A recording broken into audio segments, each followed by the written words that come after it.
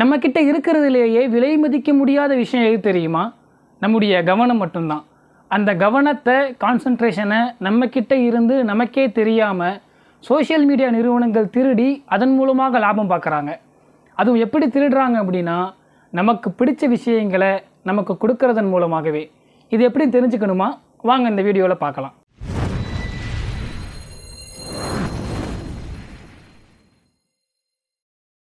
Instagram, YouTube அப்படின்னு social medias அதிகமாக use பண்ணுற பல பேருக்கும் தெரியும்.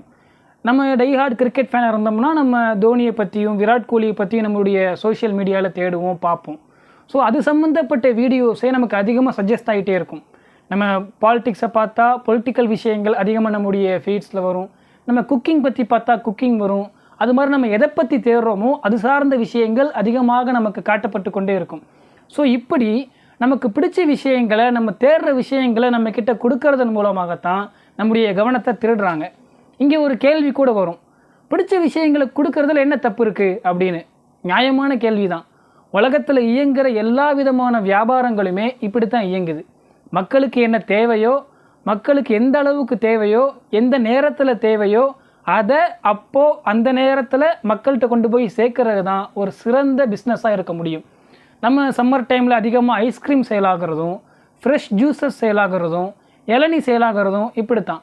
ஸோ குறிப்பிட்ட டயத்தில் மக்கள் எதை விரும்புவாங்களோ அதை மக்கள்கிட்ட கொண்டு போய் சேர்க்கறது ஒரு பிஸ்னஸ். அப்படிங்கிறப்போ எப்படி இளநீ சேல் ஆகிறது தப்பு இல்லையோ, அது மாதிரி நமக்கு பிடிச்ச விஷயங்களை நம்முடைய சோஷியல் மீடியா ஃபீட்ஸில் ஷோ பண்ணுறதும் தப்பு இல்லை அப்படிங்கிற ஒரு லாஜிக்கான கேள்வியும் வரும். ஆனால் இங்கே நம்ம இன்னொரு விஷயத்தை புரிஞ்சுக்கணும். அந்த பிஸ்னஸ்க்கும் சோஷியல் மீடியாவில் நடக்கிற இந்த விஷயத்துக்கும் இடையில் ஒரு பெரிய வித்தியாசம் இருக்குது. நம்ம ஒரு பொருளை காசு கொடுத்து வாங்குகிறோம். ஆனால் சோஷியல் மீடியாவில் நம்ம பார்க்குற ரீல்ஸை எதை கொடுத்து வாங்குகிறோம்?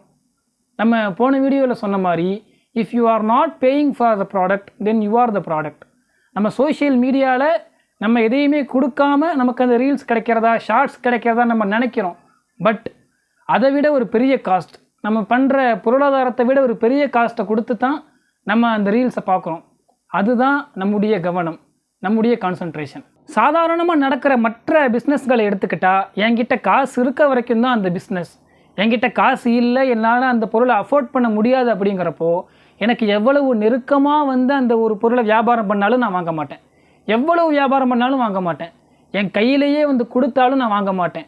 ஏன்னா என்கிட்ட காசு இல்லைன்னா அந்த பிஸ்னஸ் நடக்காது. எவ்வளோ தான் வெயிலில் நான் அலைஞ்சாலும் ஐஸ்கிரீம் வாங்கி சாப்பிட்ற அளவுக்கு என்கிட்ட காசு இல்லைன்னா நான் ஐஸ்கிரீம் வாங்கி சாப்பிட மாட்டேன். ஆனால் நம்ம சோஷியல் மீடியாவில் பார்க்குற ஃபீட்ஸை பொறுத்த வரைக்கும் அப்படி கிடையாது. நம்ம காசை கொடுத்து ரீல்ஸை பார்க்கல, நம்முடைய கவனத்தை கொடுத்து ரீல்ஸை பார்க்குறோம். அப்போ எல்லா நேரத்துலையுமே கொடுக்கக்கூடிய ஒரு பொருள் என்கிட்ட இருந்துக்கிட்டே இருக்குது. ஸோ அதை என்கிட்டேருந்து எனக்கே தெரியாமல் எடுத்துக்கிட்டு எனக்கு தேவையில்லாத விஷயங்களையும், என்னை அழிக்கக்கூடிய விஷயங்களையும், என்னுடைய ப்ரொடக்டிவிட்டியை கெடுக்கிற பல விஷயங்களையும் எனக்கு திரும்ப கொடுத்துக்கிட்டே இருக்காங்க. ஸோ இந்த பிஸ்னஸ்க்கு ஒரு எண்டே கிடையாது, ஒரு லிமிட்டே கிடையாது. இதுதான் இதனுடைய முக்கியமான டேஞ்சரே. இப்படி நம்முடைய கவனத்தை எடுத்துக்கிறது எந்த அளவுக்கு மோசமான விஷயம் அப்படிங்கிறத நம்ம புரிஞ்சுக்கிறதுக்கு ஏராளமான ஸ்டடீஸ் இருக்குது. ஒரு இன்ஜினியர் சராசரியாக 6 நிமிஷத்துக்கு ஒருத்தர தங்களுடைய சோஷியல் மீடியா கம்யூனிகேஷன் அப்ளிகேஷனை எடுத்து ஓப்பன் பண்ணி பார்க்குறாங்க. ஒன் டைம் அவங்க அதில் டிஸ்ட்ராக்ட் ஆகிட்டாங்க அப்படின்னா மீண்டும் ஒரு கம்ப்ளீட் ஃபோக்கஸ்க்கு திரும்ப அந்த வேலையை கண்டினியூ பண்ணுறதுக்கு ஒரு மனுஷனுக்கு 23 நிமிஷம் தேவைப்படும். ஸோ சின்ன ஒரு நோட்டிஃபிகேஷனில் நான் டிஸ்ட்ராக்ட் ஆகிட்டேன் அப்படின்னா நான் பார்த்த வேலையை திரும்பவும் அதே கவனத்தோடு நான் பார்க்குறதுக்கு எனக்கு 23 நிமிஷம் ஆகுது. இங்கே என்னுடைய கவனமும் போகுது, என்னுடைய நேரமும் போகுது. இது மூலமாக என்ன ஆகுதுன்னா, கம்ப்ளீட்டாக ஒரு ஒர்க்கில் டீப் ஃபோக்கஸோட முழு கவனத்தோடு என்னால் வேலை பார்க்கவே முடியாது. ஸோ இதனால் அதிகமாக மிஸ்டேக் நடக்கும், அதிகமான டயர்டான மாதிரி சீக்கிரமாக நம்ம ஃபீல் பண்ணுவோம். நம்முடைய ப்ராப்ளம் சால்விங் ஸ்கில்ஸ், நம்முடைய க்ரியேட்டிவிட்டி, இது எல்லாமே நம்முடைய கான்சன்ட்ரேஷனை, ஃபோக்கஸை கெடுக்கிறதன் மூலமாக நமக்கு ஏற்படக்கூடிய ஆபத்துகள். இன்னும் சொல்கிறதா இருந்தால், ஒரு எக்ஸாமுக்கு ப்ரிப்பேர் பண்ணிக்கிட்டு இருக்க ஸ்டூடெண்ட் தன்னுடைய மொபைல் ஃபோனை யூஸ் பண்ணாமல் அப்சைட் டவுனாக வச்சுருந்தாலும் கூட அது அவங்களுடைய காக்னிட்டிவ் ஸ்கில்லை குறைச்சிரும் அப்படின்னு ஒரு ரிசர்ச் சொல்லுது. இப்படி நமக்கு பிடித்தமான விஷயங்களை அதிகமாக கொடுக்கறதுனால நம்மளை ரொம்ப நேரம் சோஷியல் மீடியா அக்கௌண்ட்ஸில் உட்கார வைக்க முடியுது. அவங்களுக்கு வேணுங்கிற ஆட்ஸை நம்மளை பார்க்க வைக்க முடியுது. அதன் மூலமாக அவங்க பல லாபங்களை சம்பாதிக்க முடியுது.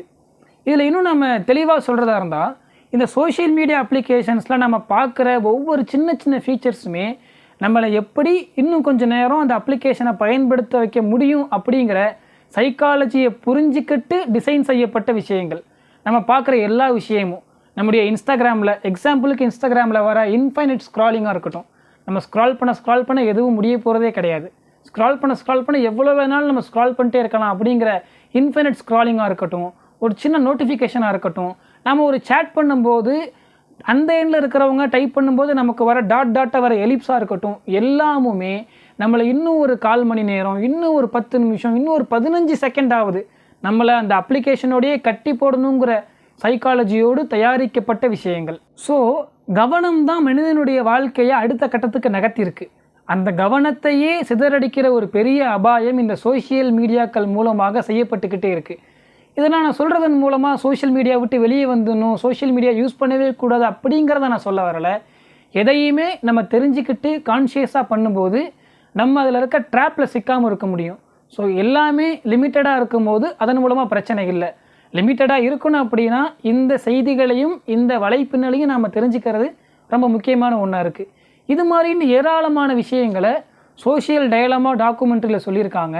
அது பற்றியும் அதோடு சேர்த்து நான் அறிஞ்ச சில விஷயங்களையும் இந்த சோஷியல் டயலமா சீரீஸில் நாம் தொடர்ந்து பார்க்க போகிறோம். நீங்களும் உங்களுடைய ஆதரவை தொடர்ந்து கொடுங்க. தேங்க்யூ.